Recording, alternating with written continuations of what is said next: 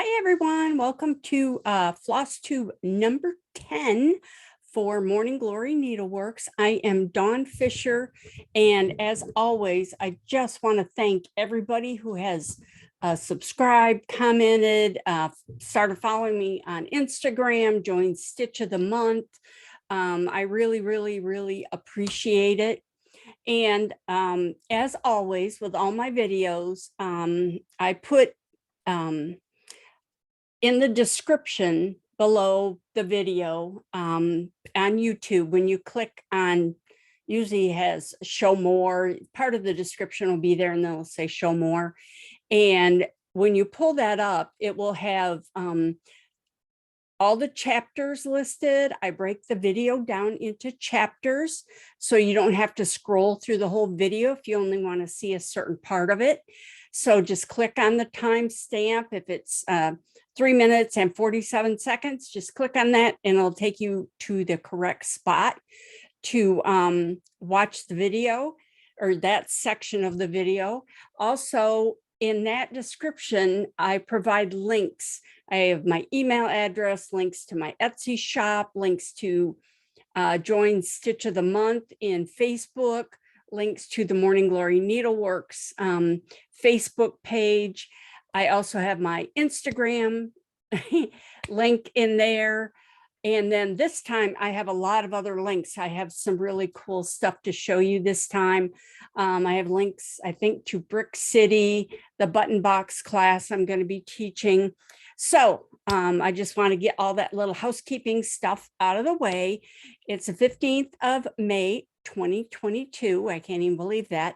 And I'm really excited to bring you all this. I've got some different things to talk about this time. I'm going to do this one a little bit different, so I hope you enjoy. So I'm so excited to announce that I have met my first goal of 100 subscribers. Thank you so much. Actually, I have exceeded my goal. I'm now at 127 subscribers, so you guys went way over. I'm thrilled that I got this far, and now I'm going to have to set my next goal. I'm not sure what that is, but I'm really excited. And as promised, I'm going to do a fun giveaway. So what I need you to do, if you're interested, visit my Etsy shop. The link again is in the description of the video. And let me know your favorite chart that I sell. Pick out your favorite one, and then comment below and give me the name of the chart you like. And then I'm going to draw a name to win their favorite Morning Glory Needleworks chart. And when you win, if you win, you can decide. A lot of the charts I have in PDF, and I can just email it to you. Or if you want the whole chart mailed to you, I can do that also, whichever you want. So be sure and only comment on the name of a chart. I do also sell linen and kits, but for now, for this one, I'm just going to do charts, which is, I'm very excited.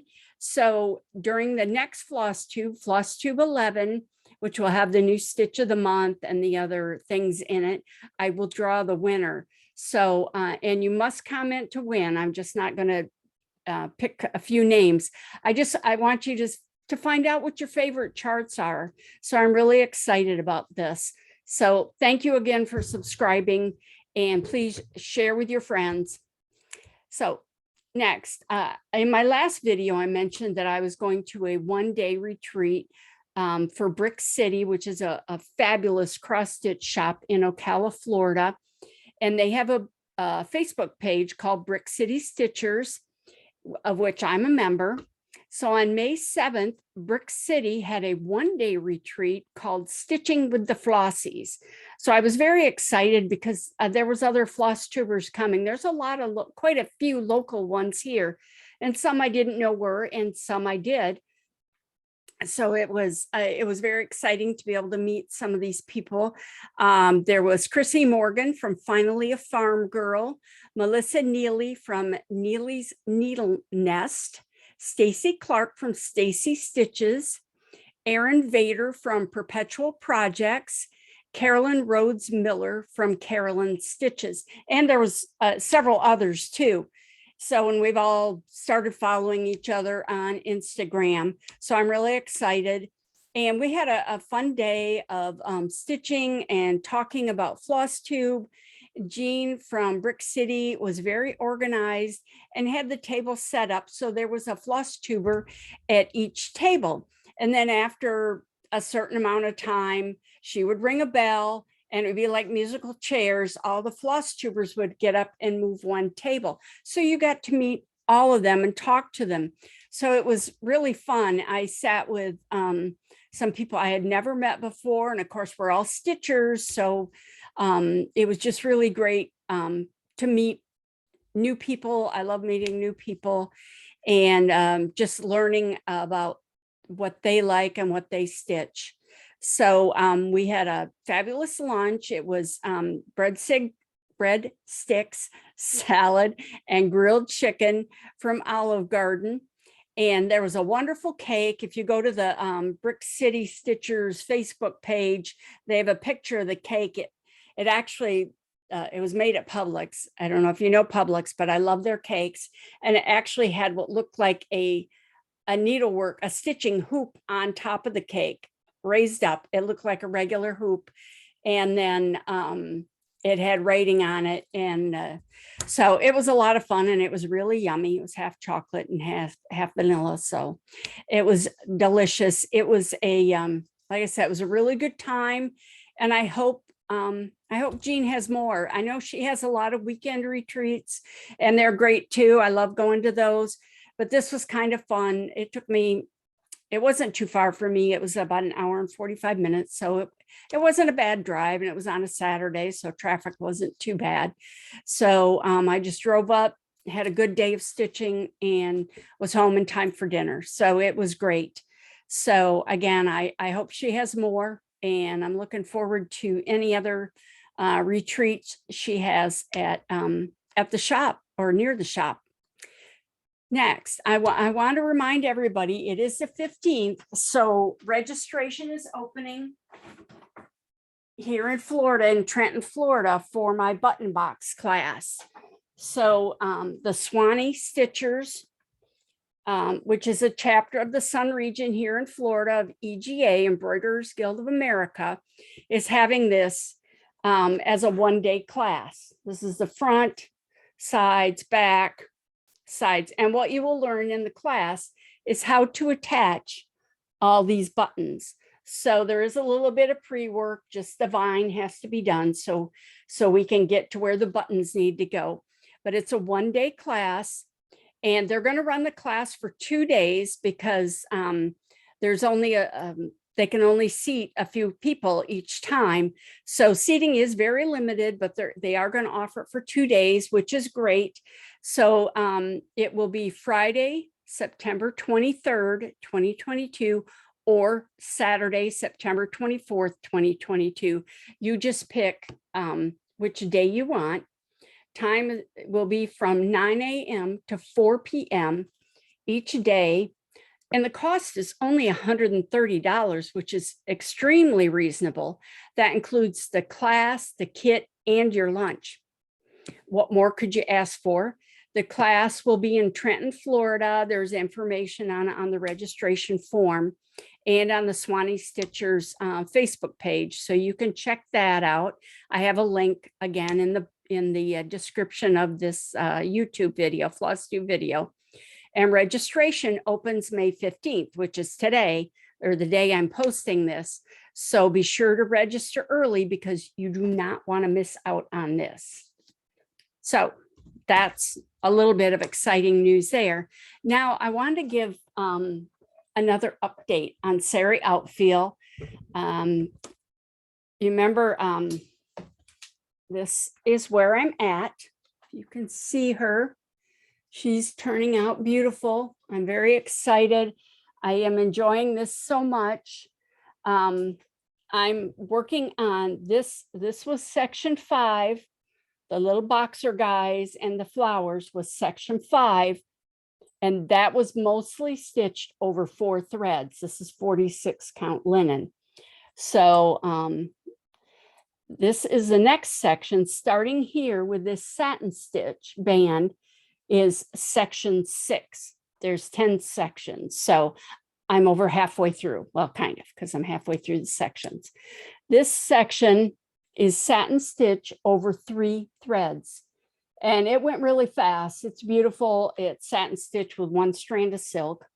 This area here is double running, back stitch, whatever.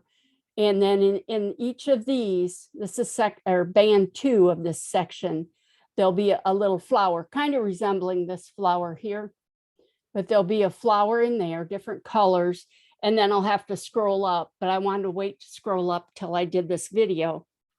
There's another large band of double running flowers there, but the flowers, they're some of the petals, and there's acorns, and some of the acorns are detached buttonhole stitch, which I have not done in years. So I'm excited about that. I like detached buttonhole.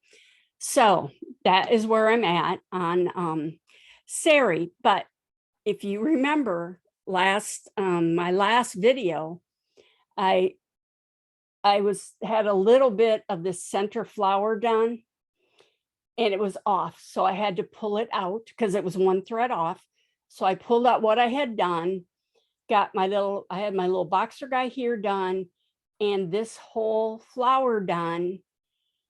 And I finally just kind of sat back and looked at it and realized I was way off, way off.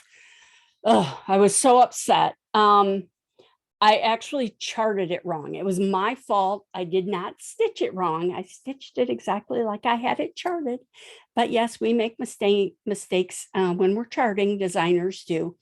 So this was supposed to be 3 squares away. His little foot was supposed to be 3 squares away from the base of this flower. He was 6 squares away. So at 4 threads per square. So the whole thing was 12 threads too far over. There's no fudging that. So Sary went in timeout for the night. She went and sat in the corner. And the next day, there was no way I could, and if you can see all the little thread changes, color changes in there, there was no way I could pull that out and save any of that thread. This is silk. It holds up fairly well, but when you start pulling it out after it's been stitched for a few days and pulling out large areas, it will fray and it will not look the same. So I took a pair of really sharp little scissors and cut out my boxer and cut out, this whole flower out and pulled all the threads out. Of course, there was little holes you could see where I'd stitched, so I had to like smooth the linen over. So I pulled all that out and let it put her back in the corner again, and then restitched everything. And this time I did it correctly in the right place. I have corrected my chart, my directions. That's what's hard about this is I'm charting things all in different sections. And actually this little thing here, because the top of this flower is stitched over 3 threads. The base is over 4, but the flower is over 3, and then everything else is over 4. So the flower had to be its own separate chart. So it's hard when you can't see it like all together. And it took me a while to figure out where to start and all that, but I have it all figured out now. I'm taking notes. So when the pattern is available, it will either be a class or a chart or something. There will probably be videos to go along with it. If it's not, if I release it as a chart, I will make videos also, but I take notes on everything that happened, how I stitched it, any little hints. I take notes as I'm stitching them. But the pattern is correct now, and I redid the page. And anyway, I was actually there's the redone chart. Here it is in black and white. So you can kind of see, but you can see how the little foot, there's 3 squares there, after between his little spur on his heel, whatever that is, and the base of where the flower is. So that was my disgusting thing. I thought I'd been doing pretty well. And I was so excited because I was getting so far. But anyway, everything's restitched. I'm moving right along. This is coming out really nice. I'm excited. I enjoy it. It's pretty intense. I even worked on it while I was at the retreat. So it was, it's not too bad. I'm actually going to another stitch in with a few friends local here at a Panera. I've never been to this stitch in before, but I don't think I'm going to take this. It is pretty intense to be stitching in a restaurant and that kind of stuff. So anyway, but there she is. And we're going to do something a little different. Usually I show an antique sampler and or one of my antique stitching tools. But what we're going to do, what I decided I wanted to do, because I was talking about boxers. I was talking about the boxers. These little guys are called boxers. And I realized not everybody's an expert on samplers. I'm not either, but I have been doing samplers for a lot of years. And I know what boxers are. I've known about them, for a long time because I've taken so many classes. But then I realized a lot of people don't know what boxers are or why they're called boxers. So I decided I'm going to give you a little history lesson or a sampler history lesson on what boxers are and a little of the information about them and some examples of it.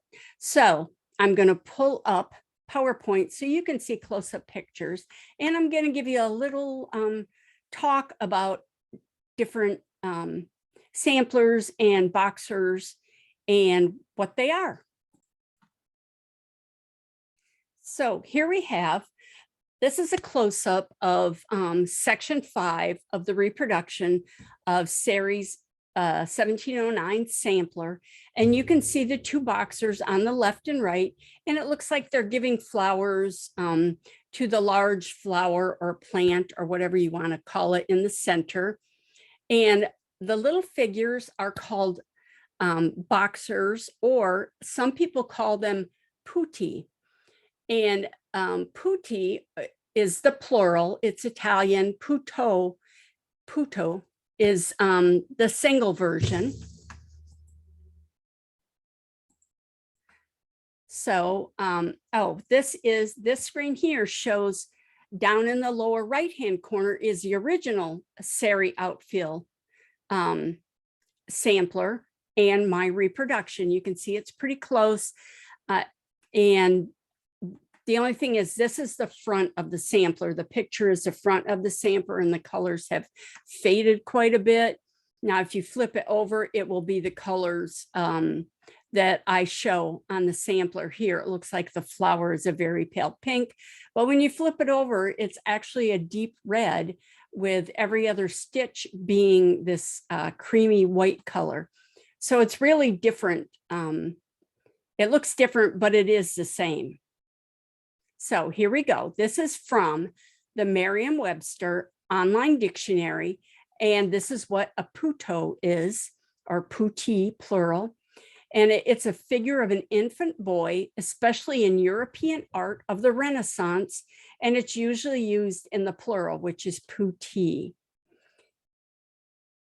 So what I wanted to do was show you some other examples of samplers with the boxers on them or the putti. So this sampler is actually listed for sale if you're interested on Madalena Arts and Collectibles. This is in the UK. And this, I actually bought Sary Outfil from Madalena Arts and Crafts in the UK and had it shipped here. So this one is for sale if you're interested. At least it was for sale when I went and started doing my research. I just kind of looked up boxers on antique samplers. And this is what I came up with. And this is their description of it. So this is a 17th century boxer sampler. It's only 9 inches high and 6.5 inches wide. Now my sampler is actually 6.5 inches wide also, which I think is a pretty typical width because of that was as wide as the linen was. So anyway, this sampler, it's unusual because it's small. Usually samplers of this period are real long and narrow band samplers like mine. This one's framed in an old wood frame with glass, and it's loosely mounted onto a card. Now this picture here, they've actually unmounted it. And the sampler is worked on in silk on linen ground in a variety of stitches. There's no border on it. The colors are green, blue, and pink. There's the alphabet up at the top. There's no signature or date, and they call it a wonderful example of a boxer and floral band motif. And if you are interested, this sampler is for sale. It's $2,460. These samplers are usually pretty pricey, not always, but usually, especially if they're in that good a shape. That sampler's in excellent shape. So here we have a close-up. The sampler on the right is the sampler from Madalena, and the sampler on the left is my reproduction of Sary Outfil. And you can see they're very similar. There's the little boxers, and they're holding out their flower. Now, the one on the right has acorns on the top, which are very typical and samplers. And actually the next section, the bottom row of section 6 of Sary has acorns in it, and they're stitched in detached buttonhole. They're outlined like this, and then parts of the acorns are done in detached buttonhole. So I'll probably be talking about that next time if I can get that far. But the flowers are almost exactly the same. The shape of the plant in the middle is the same. The boxers are the same. They usually have this little thing growing out of there. I'm hoping it's their belly button. I don't know. I'm not going to think about that. But you can see they're called boxers because of their stance. They kind of look like they're getting ready to punch something. That's in my research. That's what I've found. That's what most people say. That's why they're called boxers. But if you look close, you can see the legs on both the samplers are done the same. They just have like little running stitches in their legs. The Sary has a few more stripes in her leaves, and a different like little branches hanging down from the bottom of the leaves in the center flower. But the center of it is the same, the big roundish thing with the two offshoot branches. That's almost the same. Sary's got zigzag lines on the base or the roots or whatever they are. And the one on the right has straight up and down lines. So they're extremely similar. The same little helmet hair with the little stripes. Sary's are a lot of different colors, where it looks like these boxers are only maybe one or two different colors. It's hard to tell unless you have it in your hands and flip it over, and look at the colors on the back to see the unfaded colors. But I just thought it was really amazing how similar these were. So next, this sampler is in the Metropolitan Museum of Art. And this one is circa 1650, and it's square. Again, it's a short one, which is really, really unusual. It's undated and unsigned. So and I have provided links so in the description, so you can go look and read about this sampler. I'm going to tell you about it, but you can actually go look at the Met website and see this sampler. So their description says, band samplers are composed of horizontal rows, bands of embroidered patterns stitched along the woven linen foundation fabric. The shape of this band sampler is unusual as it is square rather than rectangular and long to ensure that many bands can be stitched. Many patterns stitched onto band samplers can be traced to 16th century pattern books and often include depictions of fruit, flowers, and geometric patterns. This undated and unsigned sampler consists of 3 bands, the last of which includes boxer male figures who flank a floral motif and hold a trophy, in this case, a bird. The figure of the boxer is probably derived from the motif of a lover offering a flower to his beloved, which is also found in a number of 16th century pattern books. Again, here's a close-up of these two, the Sary Outfil and the area with the boxers from the Met. Now you notice, again, this one has the 2 acorns where Sary has the little, I think they're gillyflowers probably, or carnations, but the boxers are holding birds. They're offering birds to the lovely flower fair in the center. Other than that, I mean, it looks, again, very similar. A lot of the layout, probably a lot of these people the girls use the same pattern books.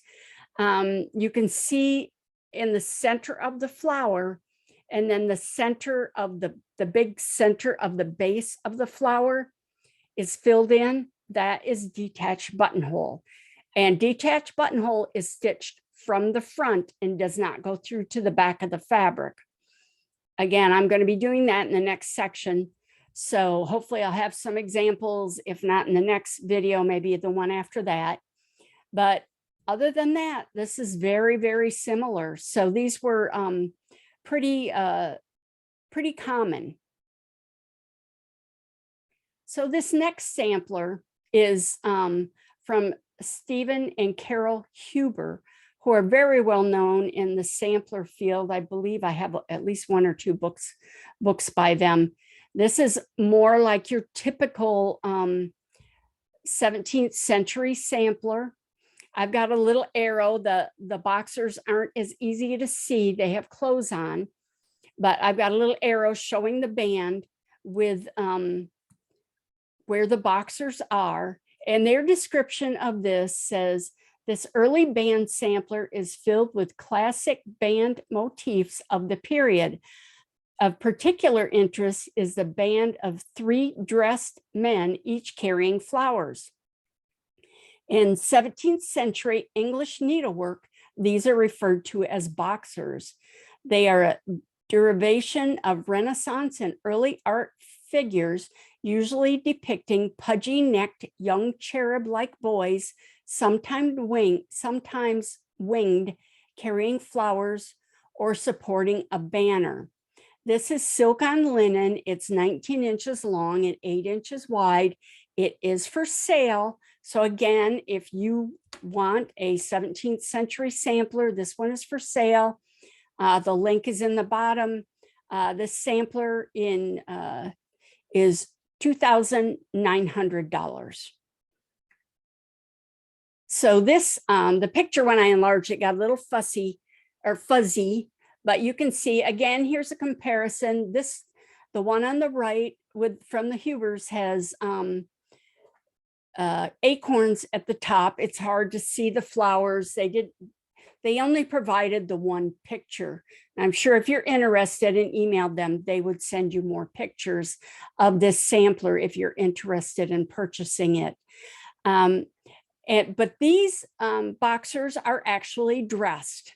Their shirts and pants and legs look like they're done in detached buttonhole. Without really getting close to it, it's hard to tell without a really good close-up picture. It looks like there's some satin stitch.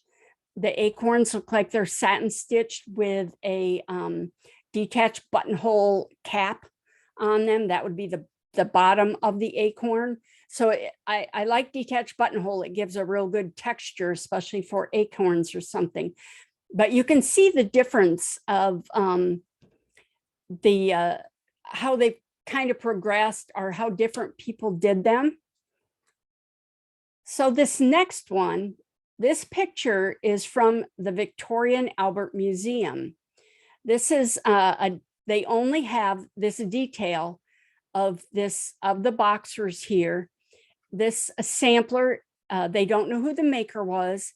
It was stitched around 1660 in England, and their description says many of the motifs that appear on later 17th century samplers are versions modified by repeated copying and adaptation of those in pattern books of the previous century. And that suggests the continued popularity of the traditional designs. One of the more curious of these designs is the small figure that became known as the boxer among 19th century collectors. Originally derived from the motif of a lover offering a flower to his lady, this figure, always with one upturned arm as if ready to fight, is found in 16th century pattern books, yet still appears in samplers from the mid-century and mid-17th century and well into the next. Now, I will say this, the Victorian Albert, the link I provided is fabulous. If you don't go anywhere else, go to this link. It's not just this one sampler. The page is called Embroidery, A History of Needlework Samplers, and it gives a wonderful overview of needlework through the years. You just need to scroll down. It's got all different, very, very old, some of the first samplers known to more modern samplers. You just scroll down. This picture is about halfway down the page, but it's worth your time. They give a lot of information. There's a paragraph. Some of them, they have the information about the girls that stitch the samplers, and they have 2 or 3 things that they have stitched. It's really, really interesting. I hope you will go look at it. But you can see again, these little boxers are very well dressed, and they have their long curly locks, which I love. The acorns are satin stitch again, and probably detached buttonhole. Again, it's hard to tell from the picture because this is the only picture they have, and it's not real clear. Again, here's your comparison of the two. And again, they're very, very similar. Other than this one, oh, look, he's got little gold shoes on and red, it looks like red hose. I bet if you look on the unfaded colors on the back, I bet his hose, the guy on the left, I bet they're red. So he was quite the fancy dresser. And he's got the beautiful blue shirt, and the other one's more simple in black and white, or it may be green or navy blue, but I love their curly locks. So again, I hope you enjoy this. Please go look at the websites I provided links to. And if you buy either of the samplers, let me know. Send me a picture. I would love to see it. Like I said, that's where I bought Sary. I bought her quite a few years ago, and they shipped her in the frame. And which I think I've talked about it before, but I actually ended up taking Sary out of the frame because there was live insects in the frame, and that happens often in antique samplers. So I hope you enjoyed this, and now we'll move on. So short and sweet today. That's it for FlossTube number 10. I want to thank everyone again who liked and subscribed and commented on all my previous videos. Be sure to subscribe to be notified when the next video posts. Don't forget, go to the Morning Glory Needleworks Etsy website, pick out your favorite chart and let me know. You could win. I will draw the winner during FlossTube number 11. And I would love to see comments. Did you like, what did you like about this video? Did you like the history lesson on the boxers? I just thought it was pretty fascinating. Next time in FlossTube 11, we will have the new Stitch of the Month, which will be added to this little sampler that's on the Stitch of the Month page. So let me know, is there a stitch you want to see in this sampler? I may pick it and add it. So again, all links are posted below, and I will see you on the 1st of June with the new Stitch of the Month, and we'll draw for a winner. Yay! So thanks again. Bye.